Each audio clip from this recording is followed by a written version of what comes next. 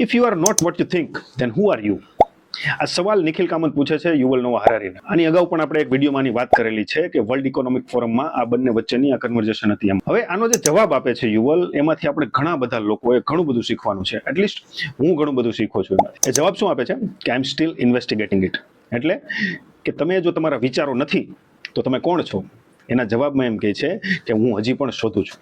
હવે આ યુવલ નોવા હરારી, એના વિશે જે લોકોને કદાચ તમને ખબર ન હોય તો હું કહી દઉં કે માણસના ઇવોલ્યુશન અને માણસની હિસ્ટ્રી વિશે આ વ્યક્તિ એટલું નોલેજ છે આ વ્યક્તિને, એની કોઈ સીમા નથી. હવે એ વ્યક્તિ એમ કહેતો હોય કે હું હજુ પણ શોધું છું, એટલે નવાઈ તો મને એ વાતની લાગે છે કે અમુક લોકો હજી તો ઉગીને ઊભા થયા હોય. આપણા સમાજમાં પણ તમે જોયા છે એવા માણસો, ખબર કાંઈ પડતી ન હોય અને વાતું કરે બ્રહ્મને જાણવાની ને ફલાણી ને ઢીકડીને. અરે ભાઈ, આપણને કાંઈ એટલે કાંઈ ખબર નથી હજી.